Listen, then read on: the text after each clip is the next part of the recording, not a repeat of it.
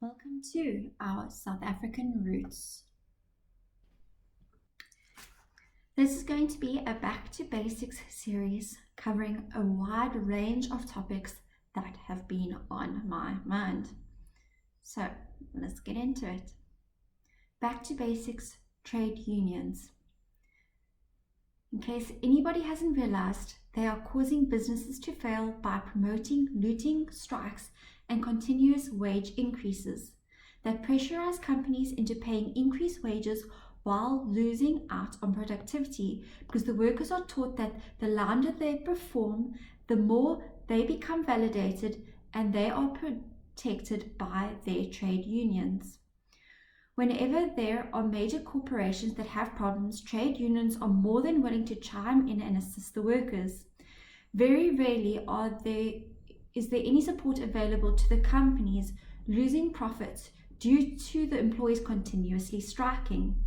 This is because trade unions are dependent on the income of the employees. It is in their best interest that the employees make as much money as possible to give percentages to the trade union organizations. They could not care any less that their behavior is causing people to lose jobs, because businesses are tired of this type of behavior when employing employees.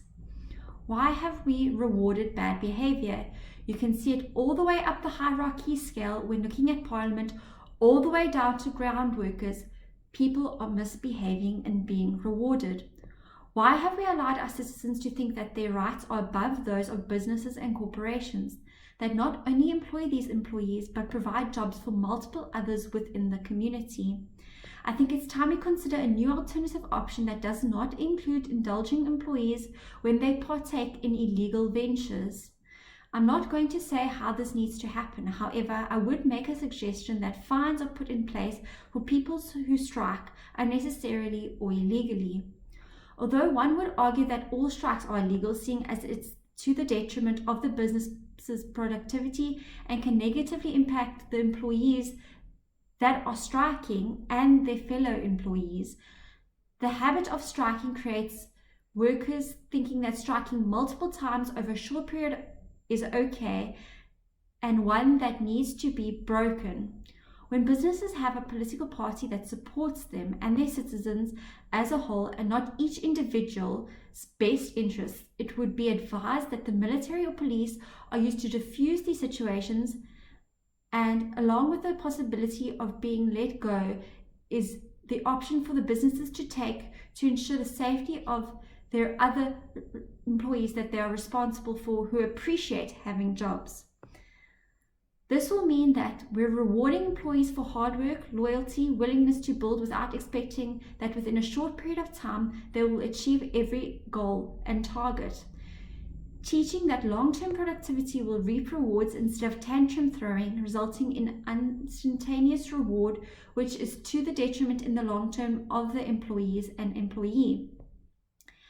I would argue that the trade unions have not got the employees' best interests at heart, but rather, similar to multiple of our politicians, they are more concerned about their bank accounts, because if they truly cared about the employees, they would be concerned that the employees' behavior may negatively result in business failure for the businesses involved, or alternatively, it may mean the businesses are no longer able to provide for mass amounts of employees, and they end up retrenching large quantities of these employees or entirely closing down the businesses. If there is need of any proof of this, look no further than the mining industry. If employees truly need protection from businesses that they cannot receive from human resource departments, having their best interests at heart, the only suggestion I can give is to have a lower department within the public protector sector that allows for the protection of employees being mistreated by providing legal advice to employees with regards to their rights. These legal advisors can perhaps be sourced as new attorneys from local universities. They can also assist during mediation and arbitration processes as an alternative to trade unions. Tenders. This has become a rather tedious venture whereby tenders are submitted, but rather than the best options being chosen, it's the one with the most connections being chosen. It is a failed process. This can be seen by governmental organizations giving large quantities of money to tenderers only for the jobs not to be done and the money to be wasted with projects remaining incomplete. It also means that multiple companies tender at ridiculously high prices for simple things that would genuinely be affordable to make, create and build are now triple the price because it is on the government's taxpayer money. You'll see within this guide I constantly refer to making better use of universities. This is because there is a whole bunch of educated individuals situated who are in need of experience and can be used as an affordable means of labor through projects and assignments.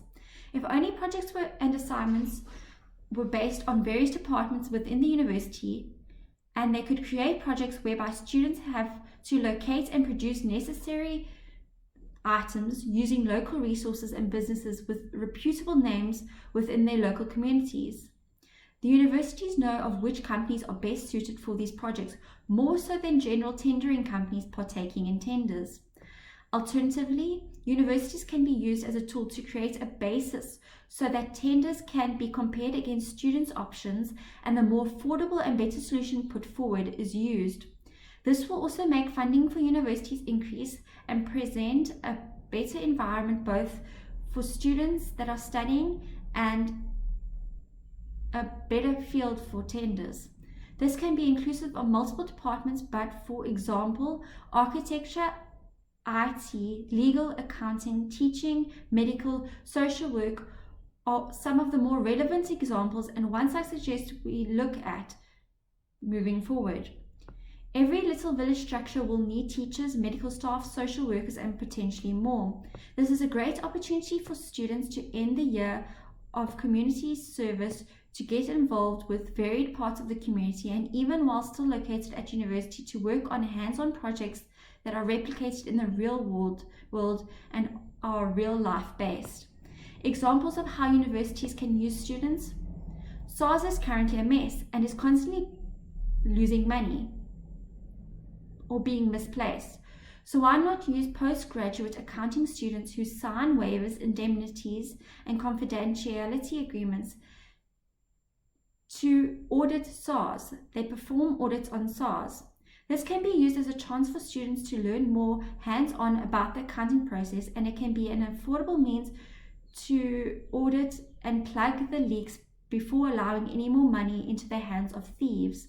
If it is found that any of these accounting students are exceptionally competent, they can also be provided with jobs within the SARS departments that will shortly have plenty of vacancies once independently audited. It doesn't help that the tenders are making the rich richer while not including the rest, and the companies performing these tenders are less than reputable at often times. A new system is going to have to be looked at, and these are just my ideas and suggestions.